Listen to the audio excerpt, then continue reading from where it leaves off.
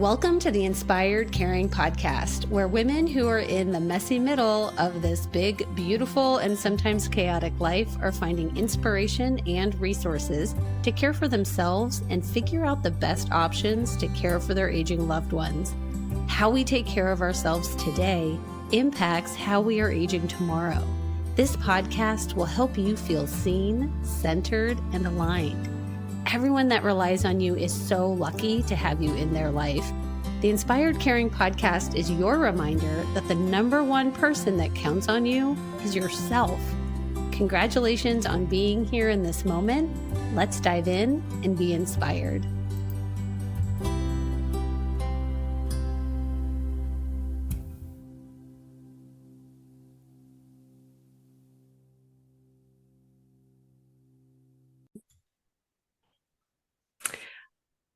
On Inspired Caring today, we have a very special guest, Marty Schreiber, who is a former governor, an author, and on a mission to continue to support caregivers. And so I would love to just back up and have you share with me what you have just shared, Marty, because it was such a great intro to who you are and what you're doing. Well, thank you. Maybe it's hard to have greatness overwhelm itself twice. But thank you so very much. You had asked me what I do. I said I'm retired, but my time and dedication of life is to help caregivers learn, cope, and survive. So within that framework, then I talk with whomever will have me, and also share my book, My Two Elaines. And the first Elaine is the girl that I married and after I fell in love with her as a freshman in Latin class in high school. And that was the first Elaine who gave me 4 children and 13 grandchildren, and now 9 great-grandchildren, my friend, my advisor, my companion, everything I could ever hope for. So the second Elaine was the same person, but she began to appear when she was 63, 64 years of age. And she would get lost driving to and from places she had been driving to and from for the last 10 years. And she would come up with stories that never happened. And she was a great cook and sometimes would mess up a recipe so badly that she would cry. So that was the beginning of the second Elaine. And in that journey, she was sick for approximately 20 years since diagnosis until she passed.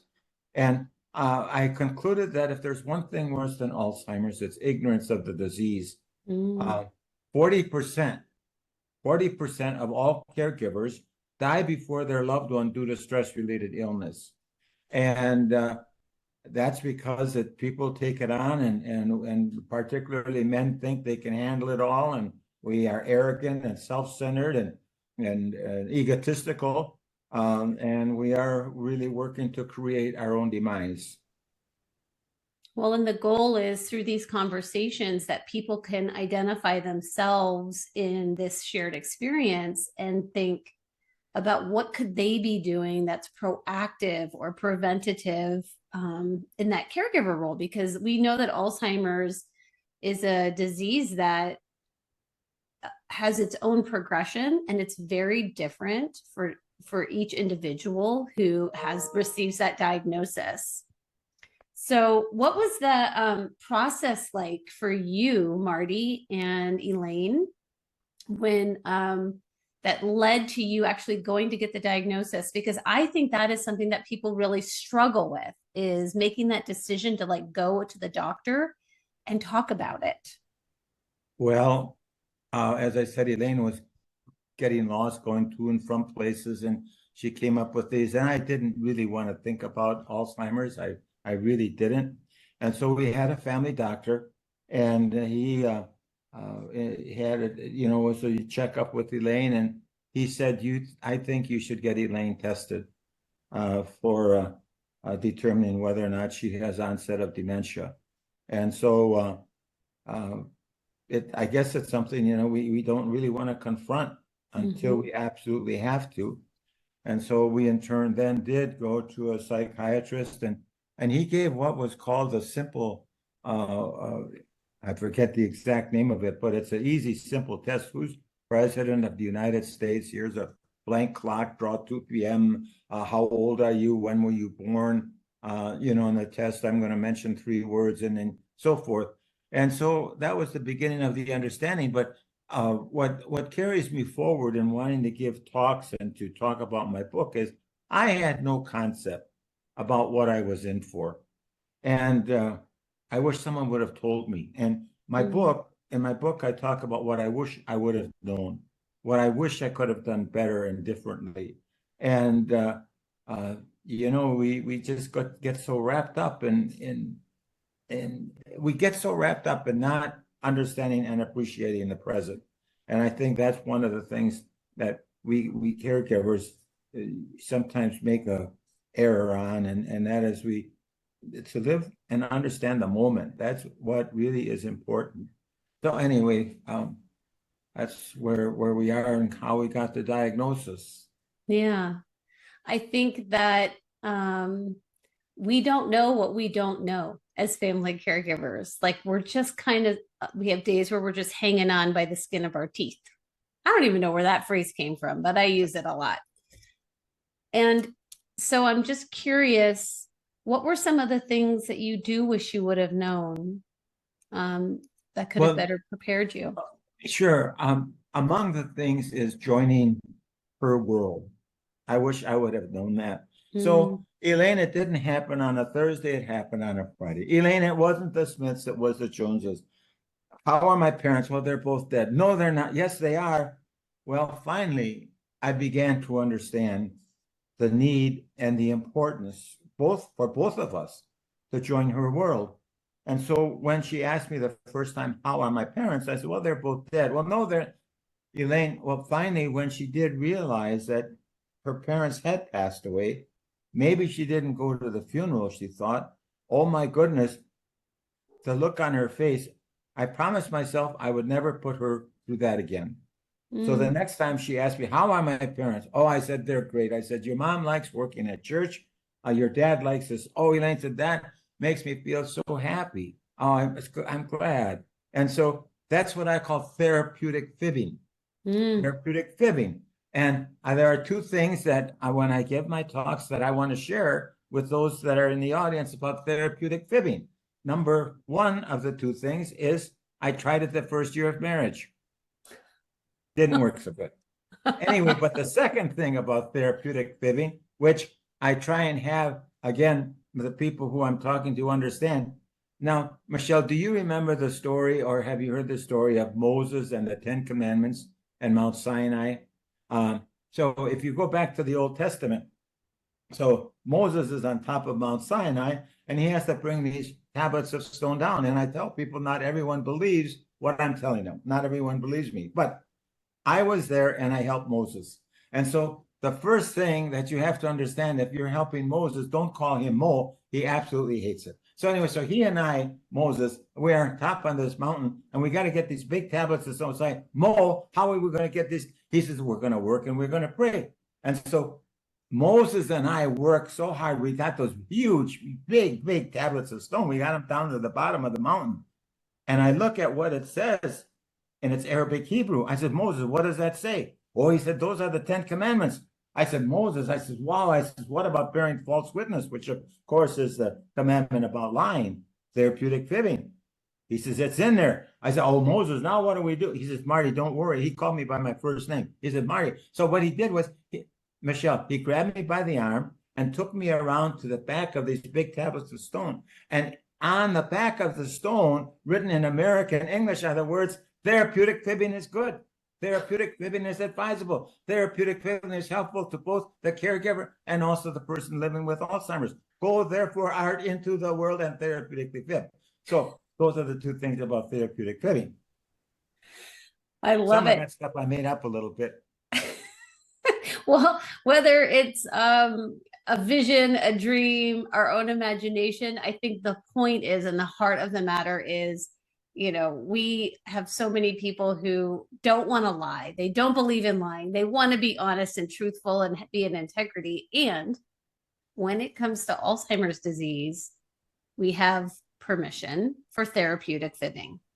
Yes. Well, and I try and that is just so important because that business of trying to correct and well, it's the therapeutic fibbing is one of the things that we do to join the world of the person who now is, and that becomes so important. And I also there's another factor here, and that is that I said the name of my book was My Two Elaines, the Elaine Healthy and the Elaine. There, I should write another book about my two Martys.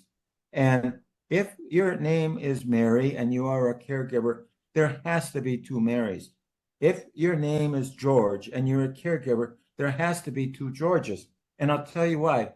The first Marty, with a healthy wife, is proud and he's arrogant, maybe too egotistical for his own good. And he has to make sure his wife is correct on everything she says or does. Okay? Well, Marty has to do a compassionate transition into being a caregiver. And to give you sort of an example, when Elaine was first diagnosed, the doctor said there were 4 things that we should be doing. Numenda and Aricept, those are drugs which are supposed to delay the symptoms. Now, this goes back almost 25 years ago. And by the way, 25 years ago, when Elaine was first diagnosed, there was no cure or prevention. As we leap forward now, there is basically no real cure, no real prevention. So nothing too much has changed. And so anyway, the doctor says there's 4 things. There's Numenda and Aricept, and then there's socialization. You should have contact with people. And then the third thing, he said walking. He said that's the best exercise for the brain. And 4th, a glass of red wine every evening. Well, Elaine got 4 weeks ahead with a glass of red wine every evening and 3 weeks behind with the walking. However, here is what is important. The first Marty goes for a walk with his wife, Elaine. She stops. Oh, she said, look at that beautiful flower. Well, the first Marty, what is a walk? It's a half an hour. It's 15 minutes that way. It's 15 minutes back. That's the walk. Not to stop and look at a flower, not to stop and hear a bird singing. No, to get that in. So the second Marty, as a compassionate caregiver, begins to understand the moment is now. And you look for those moments of joy. And if you're going for a walk and your loved one sees a beautiful flower or even thinks that the flower is beautiful, you stop and you look and you appreciate and you share. And so also the first Marty is too proud to ask for help. He can do it all. I can do it all by myself. I don't need any help. Well, that's a bunch of baloney. Again, we get back to the point, 40% of all caregivers die before their loved one due to stress-related illness. And the reason that they die because of stress-related illnesses, they don't take care of themselves. But as your listeners will know, to be a caregiver is one of the toughest jobs in the world. There's the emotion of anxiety and there's worry and there's even a process of grieving that many times a person goes through without understanding or acknowledging it. And so all of these pressures are building up. And what happens is you don't take care of yourself. And I call it, let me just think about it. I should not ever forget this word, but Careheimer's disease. That's what I call it, Careheimer's disease. And Careheimer's disease comes about because a person doesn't take care of themselves, doesn't eat right, doesn't get enough sleep, doesn't have enough contacts, and is just too proud to ask for help. And I want to have caregivers understand that to ask for help means you're not giving up. To ask for help is a sign of courage. To ask for help, I'm going to do this.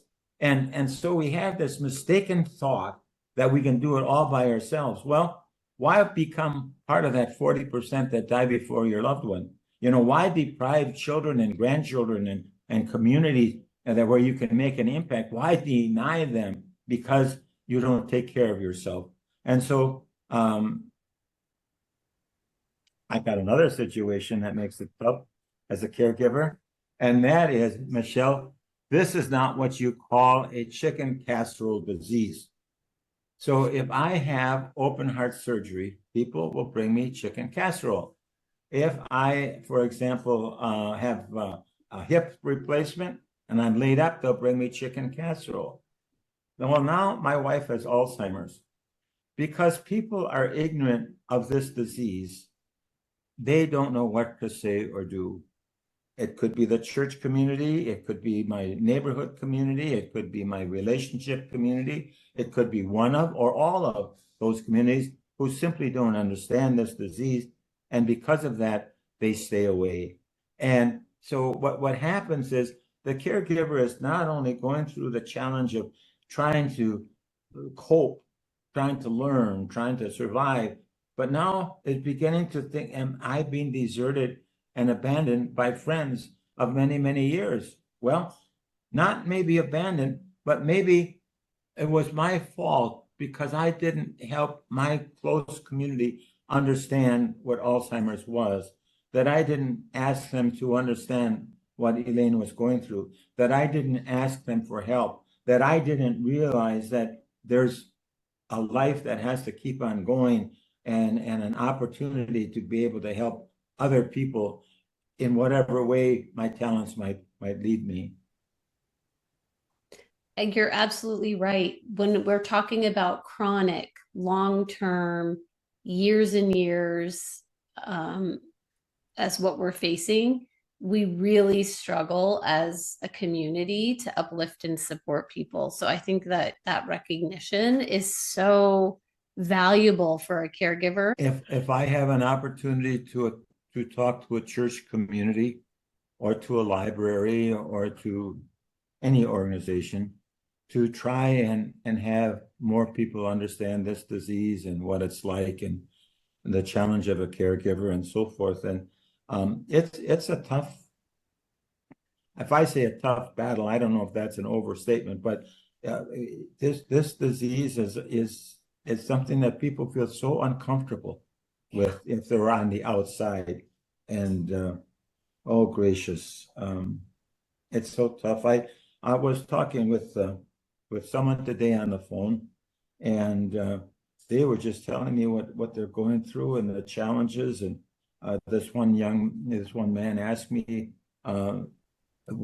did I have to help Elaine with bathing and all of daily living activities? And the answer was yes. And he said, that bothers me more so than the physical aspect of it, the emotional aspect. And so that, and what I found from the standpoint of the emotional aspect, if someone on the outside, a friend would say, how are you doing? It's got to be tough.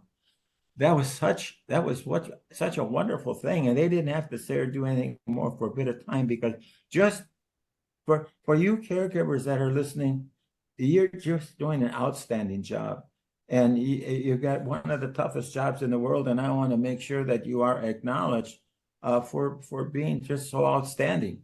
And we know it's not easy.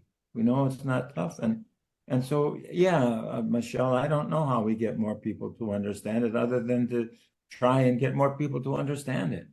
Yeah. And I think you're right. It is through the education, through any avenue and route as possible. The encouragement I'm offering is, if you are a caregiver, I guess it's more for if you are friends with a caregiver, not to just lean on the caregiver for that education piece. Like, look, you do some research and look to outside resources and find where Marty is talking or listening to podcasts to learn and better understand. So it's just not, you're not just relying on that caregiver. So what would you maybe have done differently? Well, number one, to understand the importance of joining her world. Yeah. I think that was the most important. That was, yeah. And then number two, trying to make sure that try to educate the people that are closest around me. That I think I would have done next. And then next, I would have understood that to ask for help means you're not giving up.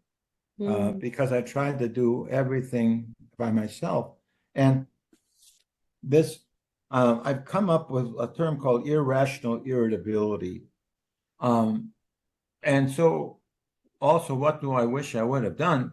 I wish I would have taken better care of myself. We all know if we don't get enough sleep, and if we don't eat right, and if we don't get enough exercise, and if we don't do all of the things that a normal person should do, that's going to affect our psychological outlook on life. And I became irrationally irritable, not only to my dear loved one, who I mourned and grieved over as she left me a little bit every day. Not only that, but I messed up other people's lives by becoming so angry and frustrated for no reason other than the fact that I was overworked, I was overtired, I was not really in control over my emotions as one really should be. And so yeah, I should have tried to get more respite or try more time away, because we think, well, I've got to stay there all the time. I've got to be with. Well, I'm going to say that that's baloney, and I'll tell you why. Because all the time we're trying to be with this person, it's sapping our strength. It takes so much emotional energy to be with a loved one who you are losing a little bit, to try and make sure you're doing the right thing. And so you have to have a recharge. You can't keep on going without refilling the gasoline tank. You just can't, or recharging your electric automobile. You can't do it. And so we just might as well understand it and get our best opportunities in for that recharge. And oh my gosh, when I finally got to understand it, it wasn't like a step of night to day. It was just a gradual process, but finally was what such a relief to understood. Yeah, it's okay to ask for help. It's okay to have someone come in and be with Elaine a little bit while I go out. And one of I call it the caregiver's poison. Wow, did I ever love my beef eater's martini when it came time for the end of the day? Just maybe one at 5 o'clock, and maybe another one at 5:30, and maybe another one at 6 o'clock. But anything to just simply escape that emotional, I'm going to say burden, that emotional challenge, that psychological trying to cope. And so I turned to alcohol a lot, and my children finally had an intervention. And they said, if you don't do something, you'll be dead before mom. And we don't want to lose both parents. And I think that's another thing for caregivers to think about. Your parents and your loved ones, your children, don't want to lose both of you. And so why do you want to do that? So much easier all said than done. Well, you're right. I think one of the obstacles that so many people face is that very first acceptance of help, of bringing someone into the home. So many people are resisting having people come into their houses to help.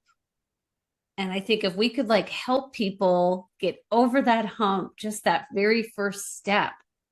I don't know what your thoughts are on what we could say to them when people say, I just don't want anybody in the home. Well, my dad said, and this is not right on target, Michelle, but my dad said, when bad things happen, we can yell and we can scream and we can even revolt. Or we can step back and understand what is and ask ourselves, how do we make the best of what is? And so, yeah, I can understand you want people in your own home, but this is not a normal situation. And here again, the question, how do we have more people understand about Alzheimer's, and how do we help caregivers better understand? And one of the reasons I wrote the book is I had a friend whose wife had Alzheimer's and yelling at her because she wanted another cookie, or why are you needing another blanket, or why are, and please understand what is, and get that respite, because you're a fool if you do not get that help. A fool. I'm sorry, you got tough going, but I'm going to call it like it is. You're a fool if you don't understand how important you are in keeping yourself healthy for your loved one, as well as for you, as as well as your relationship and close community. You're right, Marty. I think it's, people valuing themselves and knowing their worth in the world. And there's so much more to so many more people.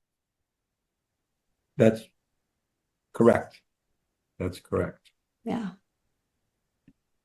I love all of your phrases that you've coined, and I'm sure they're all in the book, but this is not a chicken casserole disease.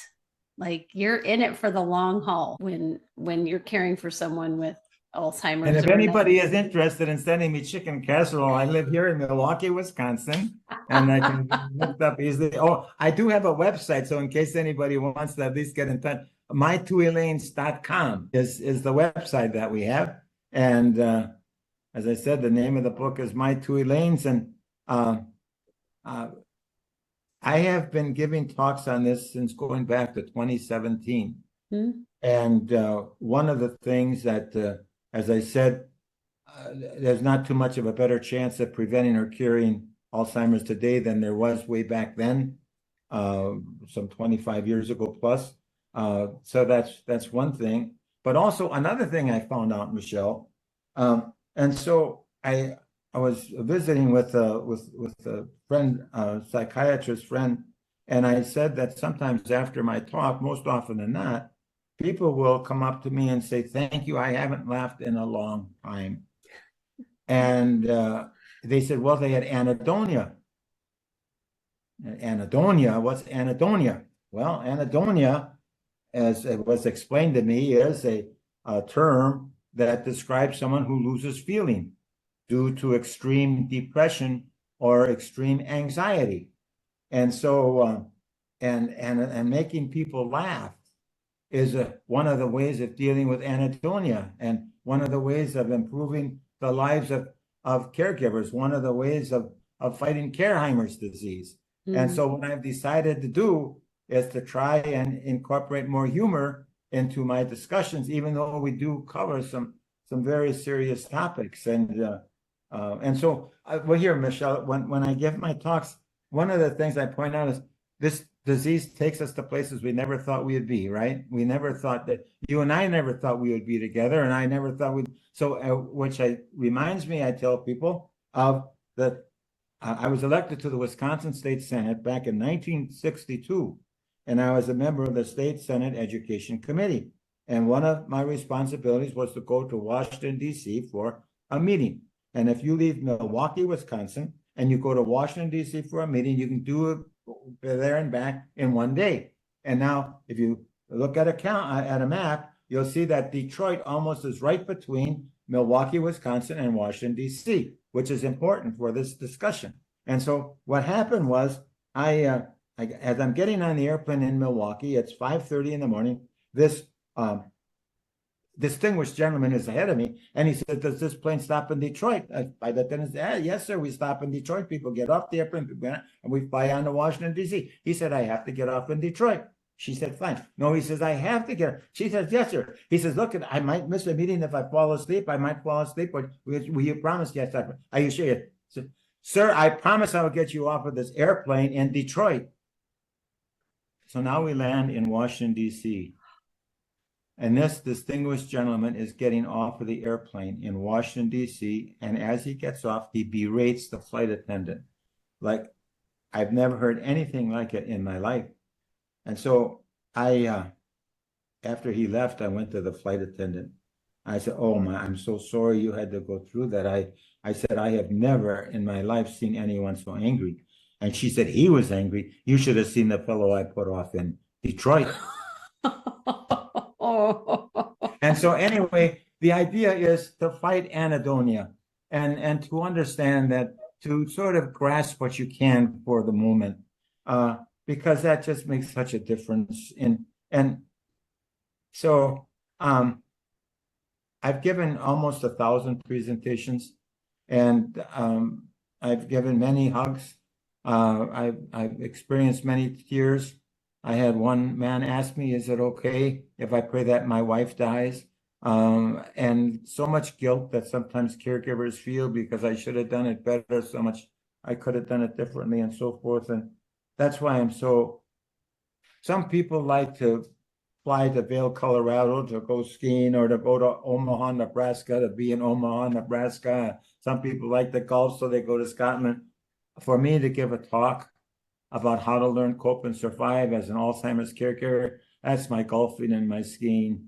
So that's why well, first of all, I salute and with admiration what you do in trying to make sure that we are able to help the caregiver. And also why I'm grateful for the opportunity to be with you. I'm so grateful that we had this opportunity as well. You just mentioned guilt. And I think, you had that term therapeutic Fibbing. fibbing. Yes, therapeutic fibbing with guilt. Marty, I'm just curious your thoughts around guilt as a caregiver. About guilt? Yes. It's pervasive. It's pervasive. And many times the guilt increases as the time of passing passes. And so I think what we have to understand that there is a loving God who is forgiving. And I think we have to understand that we as human beings can only do the best job that we can do at the time we have the opportunity. And so we can either think about guilt and beat ourselves up about it, or we can say, I'm going to switch over to the things I know I did right, to the kind of joy I might have brought someone and attitude, yeah, we can, I sort of compare it to that guilt. If I wear a knapsack and I'm walking along and I decide to pick up every rock that's on my path and I put it in my knapsack, I'm going to pick up so many rocks that I'm going to become unable to walk myself, much less help anybody else out. And so when we feel this guilt, that's just another rock in our knapsack. And so switch it over and say, okay, yeah, I may not have been perfect, but here's what I was able to do with what I knew. We gotta be tough, we caregivers. We can't let their emotions run wild and not be respectful of what we have done and what we are and who we are. I love what you just said. Here's what I was able to do with what I knew. Like we're all operating at the speed of information and doing the best that we can. Yeah. Marty, I'm so grateful for your time today. Is there anything else that you would like that you think is so important that's part of the talks that you share that you feel like people need to hear right now on their caregiving journey?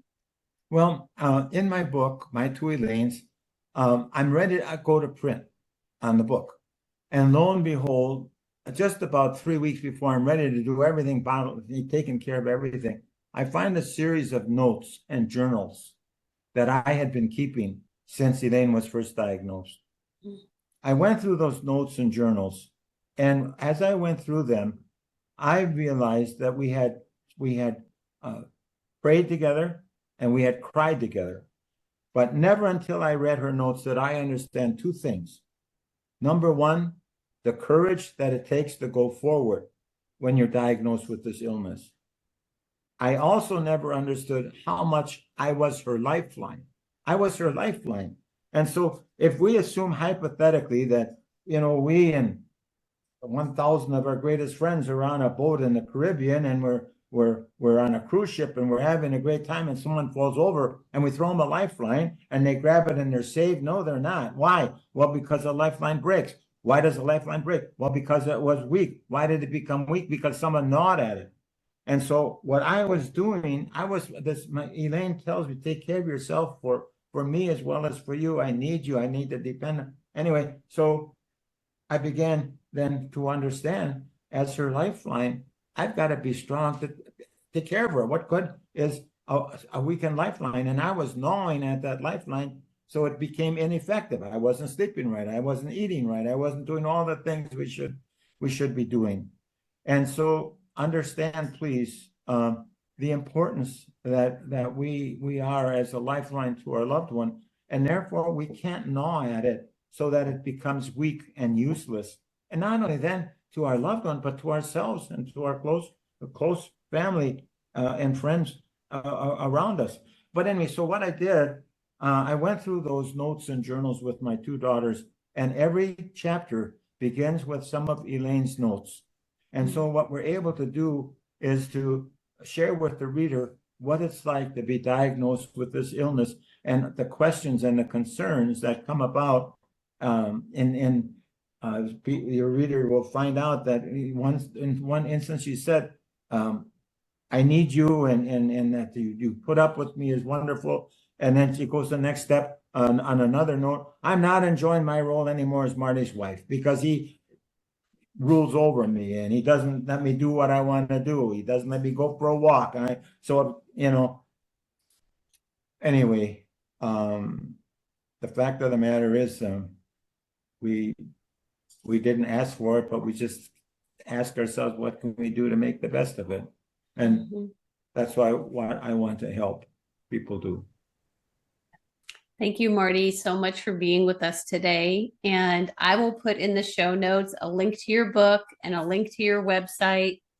Sounds like you are accepting chicken casseroles in Wisconsin.